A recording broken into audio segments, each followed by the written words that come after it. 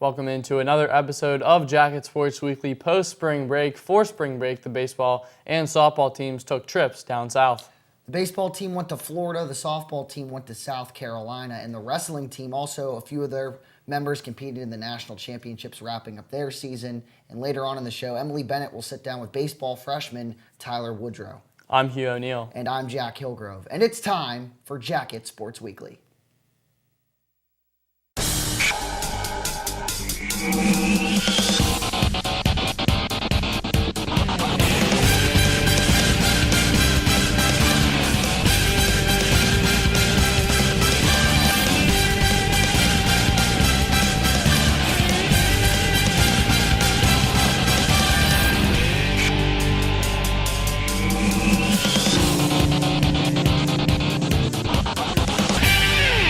Back here on Jacket Sports Weekly, back again from spring break, as my associate here, Hugh O'Neill, has mentioned. And the baseball and softball teams both took trips on spring break. Let's talk about baseball, who took their annual trip to Winter Haven, Florida, a 6-4 trip. And talking to some of those players, they were satisfied with their record, but thought that they could have done a little bit more in Florida. I mean, yeah, there were some games that Waynesburg wishes it could have won. But overall, if you're looking at the overall performance of Waynesburg, we see some positives and not too many negatives, which is great, especially moving in towards PAC play, which will happen in about 2 weeks or so, give or take a couple of days.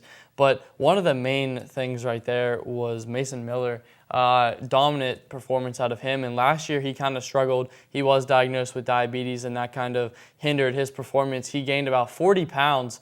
And now he's spot on. He's 2-0. He has a .64 ERA, which is second in the pack. First in strikeouts. He has 2 complete games. So looking at him, he's going to be a big dominant force for this Yellow Jackets baseball team.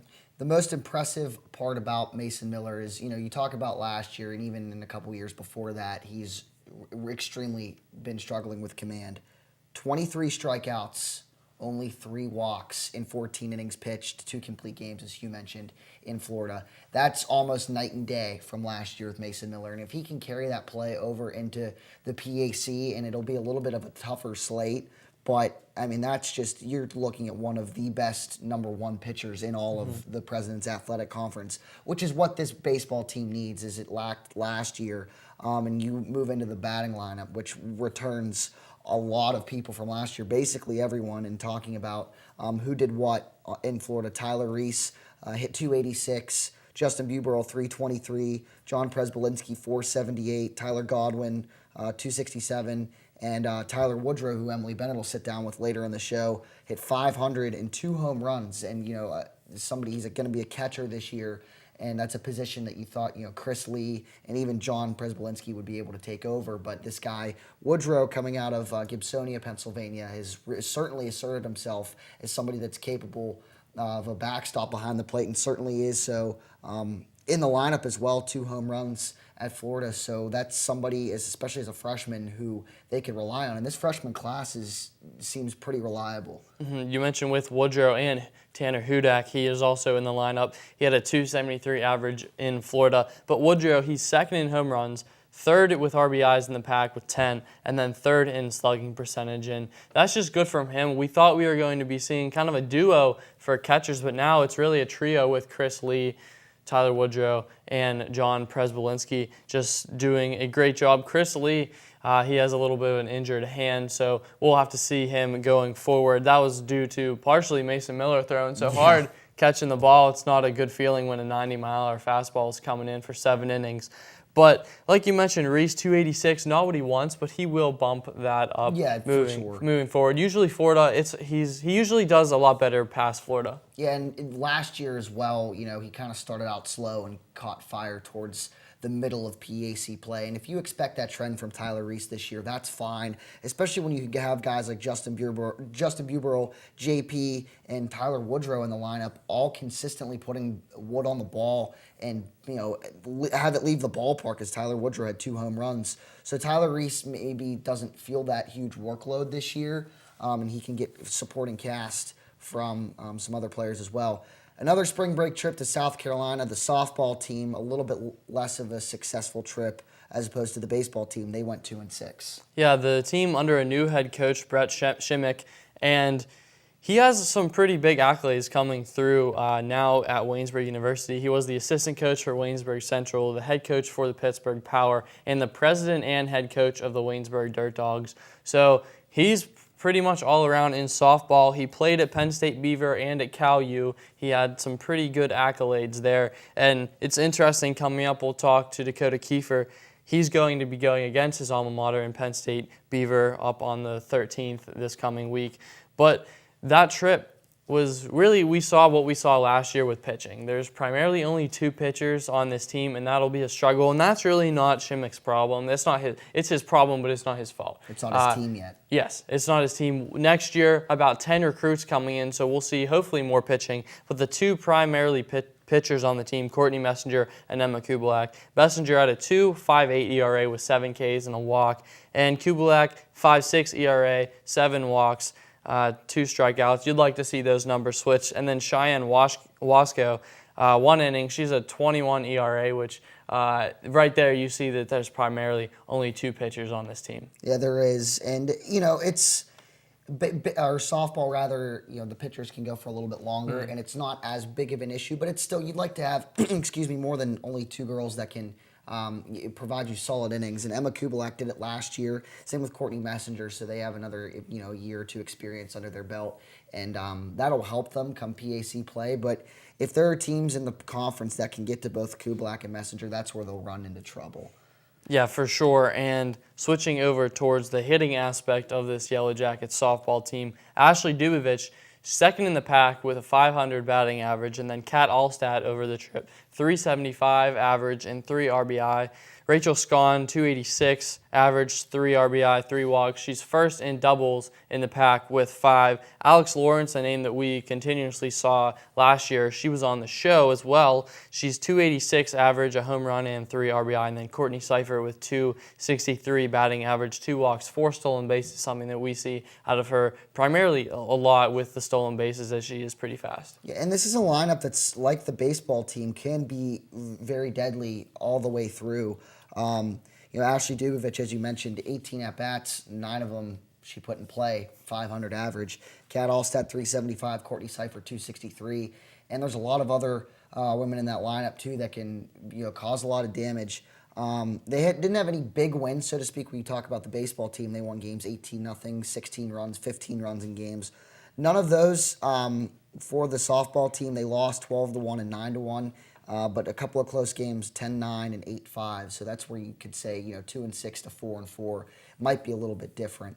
And switching to the last winter sports team we'll talk about on Jacket Sports Weekly this season, the wrestling team finished up its season with 2 wrestlers at the national meet, and to no surprise, it was Ken Burrs and Jake Evans. Yeah, Waynesburg not getting the success that it wanted in the national championships, and third-ranked Jake Evans was not able to even get on the podium, did not medal. He went 1-2, and unfortunate for him. He started out with an 8-0 major decision over Wheaton's Grant Miller, but then lost to 2 undefeated wrestlers in the wrestlebacks, and that really hurt him. He lost to Drew Casper, and he was the 6th ranked wrestler in the bracket. He only lost by a point, 12-11. And then in the consolation bracket, he lost to Conrad Erst of Wisconsin Lacrosse, 4-2. So it was very tight competition to those undefeated wrestlers. He was 1 win short of his 3rd All-American award, but he leaves Waynesburg, one of the most dominant wrestlers at Waynesburg, 180 wins. But the winningest wrestler in the history of college wrestling, which is, that's a pretty darn good thing to put on your resume when it's all said and done. I said this before the national championships. I wasn't sure what was going to happen. I wasn't too optimistic about Evans because I saw a couple matches before the national championships that it just wasn't his best work. He almost lost to freshman from West Liberty. Now West Lib is D2, Francesco Borsellino. He was a 2-time state champ in high school. Got taken down, Jake Evans to his back, and Evans was able to get a reversal and get a pin, but it wasn't that great. And then losing in the regional championship match, so getting 2nd in the region, I wasn't too optimistic, and it turns out, unfortunately, I was right. Now, so you are the wrestling guy here, Hugh, and I want to ask you, Evans losing to Drew Casper of Otterbein, 12-11 was the final score in that one. Do you think and that match went into overtime. Do you think that match had a little bit of a mind game on Evans going into his match against Conrad Ernst, losing 4-2 and not being able to get his All-American? So do you think that 12-11 had something to do with that? I mean, yeah, for sure. It would have. He had not lost to a D3 wrestler until the last match of Regions, and then he loses in the national championships, and to another undefeated wrestler he would have to face, to Conrad Ernst.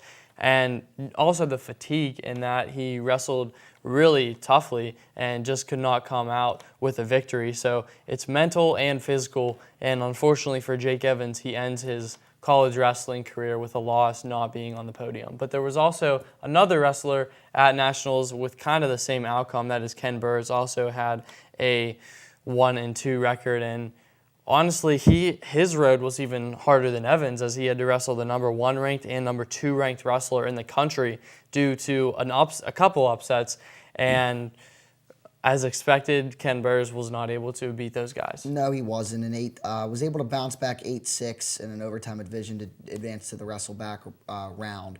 But you face number 1 and number 2, and it's just an unfortunate shake of events for Ken Burrs, who didn't really wrestle at all this year due to injury. So to get thrown into a fire like that without really a whole lot of experience this season is just unfortunate for Ken Burrs. But he's only a junior, and has that extra year of eligibility next year. The only Matt Claxton and Jake Evans will not be returning next year, but you look at other guys: Caleb Baxter, Ken Burrs, Matt Lascola, Josh Kuzlock, and Dylan Charlton, who were names that we've mentioned on this show and have been relevant for the Waynesburg wrestling program this year, and will be guys that look to step up next year and continue this run of dominance for Waynesburg wrestling. Yeah, Waynesburg has won 3 straight PAC championships. Another name, Dan Verhosek, Jaden Gordon, some more guys that will be coming out. Waynesburg's only losing 1 starter of the 10 weight classes, like Jack said. So 9 of the 10 starting wrestlers will return.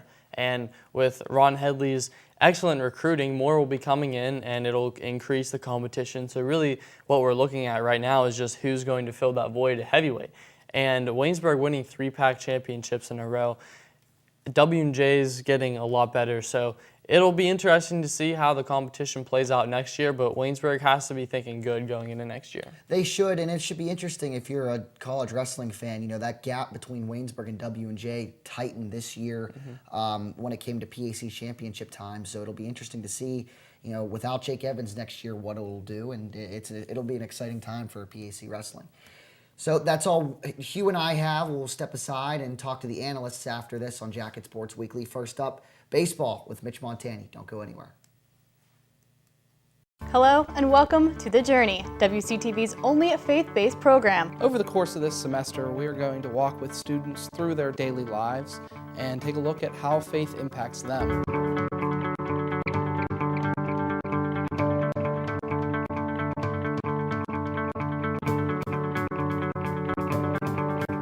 Please take a half hour, sit down, and relax with us as we go on a journey with students, staff, and residents of Waynesburg. Welcome back to JSW. Now talking baseball with Mitch Montani, who was able to broadcast every game. Mitch, what did you see when you were in Florida? Well, I saw a string of success for the Waynesburg Yellow Jackets. The first time they won 6 games down in Florida since the 2012 season, a 6-4 mark, and for the most part, it seemed like all of the players were extremely satisfied with the showing. And they had a couple of opponents during the trip that will reflect some similar competition that they'll see coming up in the PAC schedule. Worcester Polytechnic Institute, or WPI for short, was a very tough opponent. Waynesburg split with them. And then the final matchup was against John Carroll, who's a tough opponent from Upper Ohio. Waynesburg went 1-1 against them as well. So some good competition down there in Florida, and I think the Yellow Jackets will be better for it in terms of taking on those teams and playing those tough games come PAC time. But there's a lot of ups and a lot of downs, but I think overall the trip was a successful 6-4 one for the Yellow Jackets. Let's talk about Mason Miller for a second. 2 starts, sub-1 ERA, 23 strikeouts. Was there anything, and you were there talking, broadcasting the game, talk about his performance and, what you saw out of him, on the field? Well, the pitching is an extremely difficult situation to interpret, I think, so far this season for the Yellow Jackets, but the only thing I left Florida for sure of was that Mason Miller's the bona fide ace of this staff. When you have 2 starts against 2 decent opponents, Penn State Altoona was a much weaker opponent than John Carroll, but John Carroll and his performance in that game really showed his worth as well. So you have 14 innings from Mason Miller, only 1 earned run, 23 strikeouts. That's all you can ask for out of a staff ace. And I think that really proved that he can carry this team throughout the year and have a chance to be a PAC Pitcher of the Year, maybe even a 10-game winner.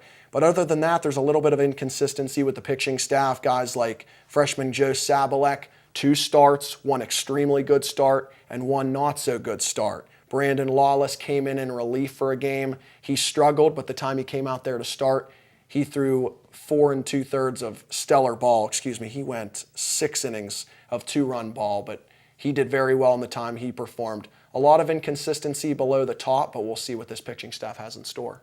Any injuries that you saw that could potentially lead to some problems going forward? Well, there's been one injury I could really depict so far, and it's Shawnee Kutchman and the injury to his throwing arm in his second start. Now, that'll also hurt the lineup a little bit because Kutchman also plays first base along with pitching for this team. But there was a bright spot coming out of an injury with the slight injury to Chris Lee, which shouldn't be throughout the season. It allowed Tyler Woodrow to get some starts in there and perform at a .500 batting clip throughout the trip. Emily Bennett will talk to Tyler Woodrow here in just a couple of segments. That's going to do it for us. On the other side of the break, it'll be Dakota Kiefer here on Jacket Sports Weekly. My name is Corey Tretinik, and I'm here with this week's entertainment news.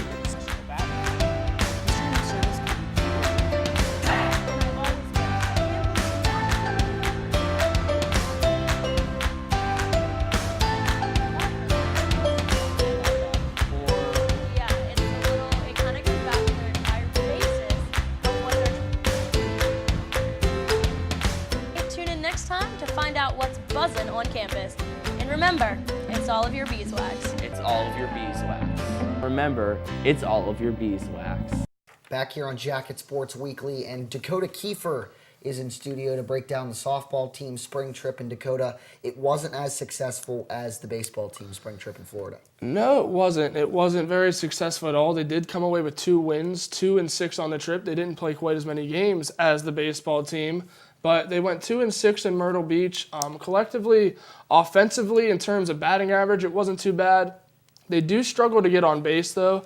I noticed they had an on-base percentage under 300, which isn't good. If your batting average is around 250, 260, that's manageable. When your on-base percentage is under 300, that's pretty bad. Walks are important, especially when you have people like a Courtney Seifert. When she gets on base, she's known as a stolen base threat. She's pretty fast, and they need players to get on base. But it's still early. Offensively, they didn't look that bad, but pitching-wise, I think that's a major concern. It was a concern to them last year. They only have 2 pitchers. They only had 2 pitchers last year, and really, they only had 1 pitcher last year, for being honest. Courtney Messenger started 20 of the 32 games they played last year. This year, she's still going to be that bona fide ace. She had around a 6 ERA last year. So far, after this trip, she posted a 2.58 ERA in 4 appearances and 3 games started. She looked really good, and that is expected. Emma Kubalek, on the other hand, she's the other starter, and she looked good in her last game out. Her last game out, she gave up 2 runs over 8 innings, scattered around 9 hits, so it wasn't a bad performance. But then there were other games where, she started off 0-3. She had an ERA over 5. She still did even after that good game. It was like a 5.5 ERA, but the defense also didn't help her out. She gave up 30 runs, but only 18 of those were earned. It's still not very good, but when you give up 30 runs and 12 of them are unearned, that's not looking very good on the team as a whole. And that was a struggle as well, where it was defensively.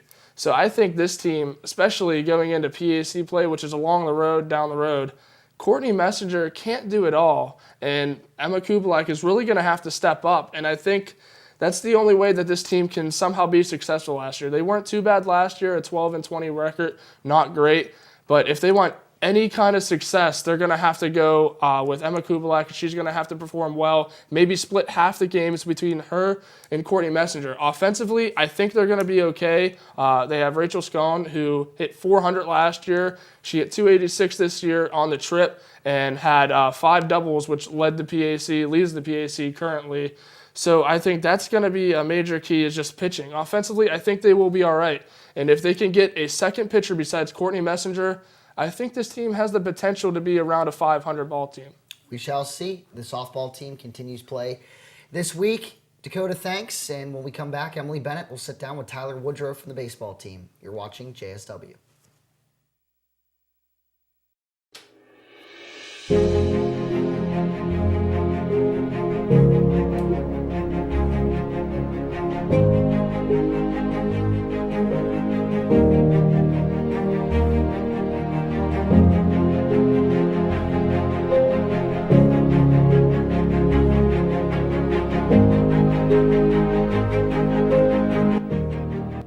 Welcome to Watch This. I'm Brennan Rossi. And I'm Chris Hulse. On this show, we look at all of the national movies and TV shows that are making shockwaves throughout the society. Join us as we review and preview Hollywood's best and worst. On Watch This. Welcome back to Jacket Sports Weekly. I'm Emily Bennett here with freshman baseball player Tyler Woodrow. Thanks for joining me. Now the team is back from a successful Florida trip. Talk a little bit about what went well and what needs to kind of be improved on. Well, the biggest thing is making the team chemistry really work well. I think we did a really good job of that this week. Our team chemistry is very high right now. It's one of the closest teams I've ever been on so far, and I think that really helps the on-field performance. And I think it showed this weekend with a pretty successful 6-4 record. We also, probably the best thing that went well this week was the pitching. I expect that to carry on into the rest of the season. That's probably our strongest point as a team. And then to improve, I really didn't think there was one thing that really stood out that went bad, but if anything, I'd probably say clean up the defense a little bit. There were a couple hiccups here and there that cost a couple runs, so if anything, it would be the defense.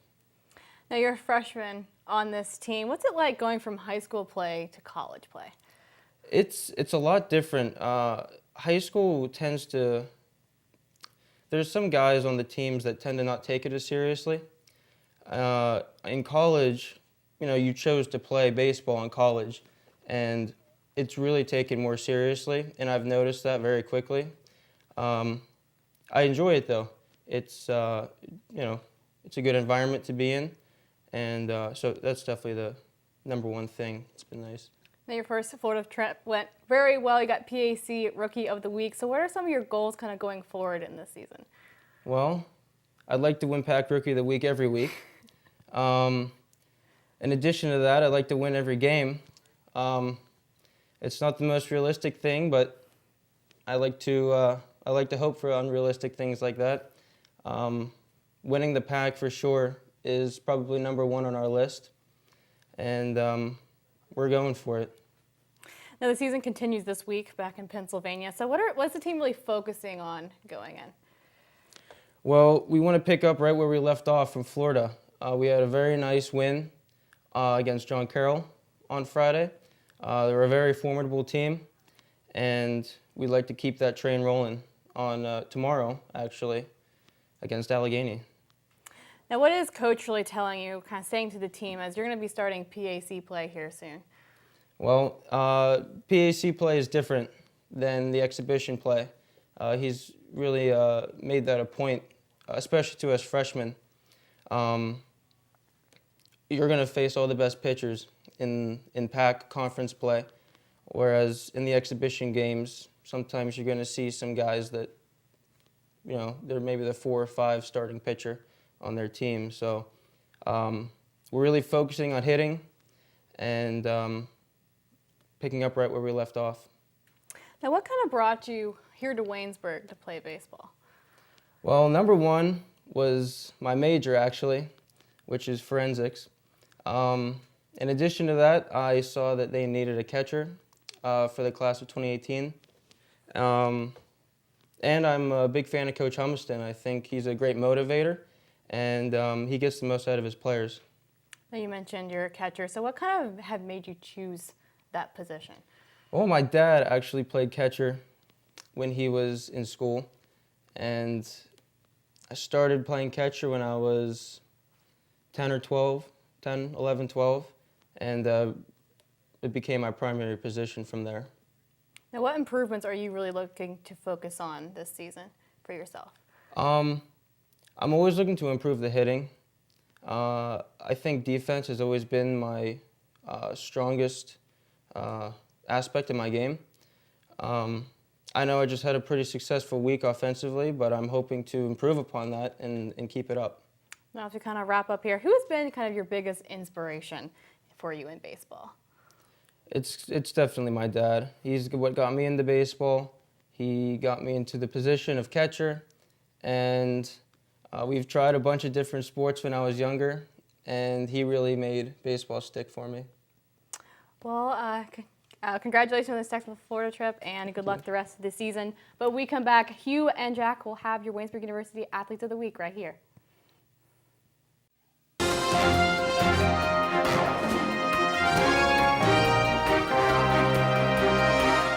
Waynesburg's first film festival was a hit. Our own Emily Bennett has more. Senior electronic media major Megan Cook hosted the first film festival at Waynesburg University. 7 degrees outside with a small wind chill, with flurries still falling down. Will it continue to snow though? 6 others injured Monday night in a crash in New York City. Police say a 70-year-old man was attempting to parallel park his van in the company's history. In fact, the online retailer says from Thanksgiving to Cyber Monday, customers ordered fee, but they did start the season at 4-1-2. Missing the playoffs was a disappointment for this team. 4 consecutive losses to end the season, including a 9-0 loss.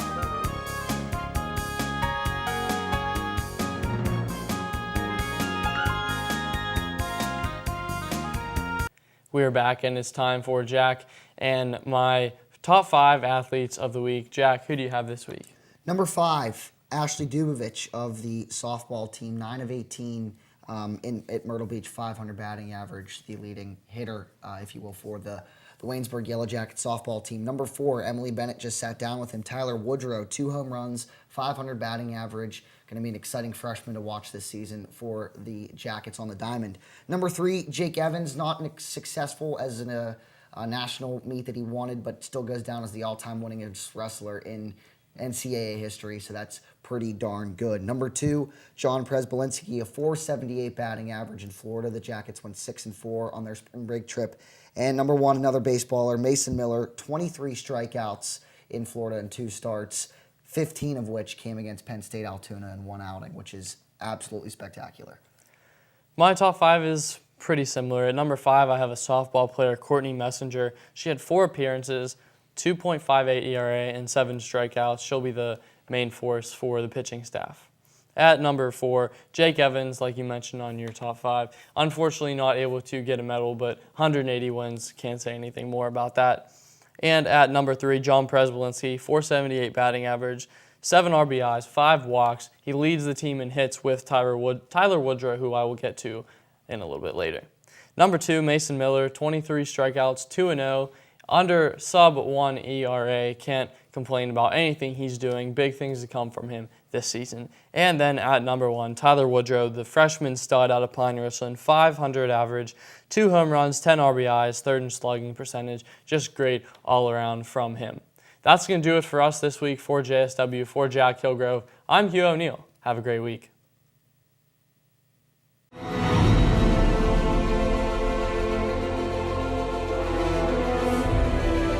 This has been a production of Waynesburg Community Television.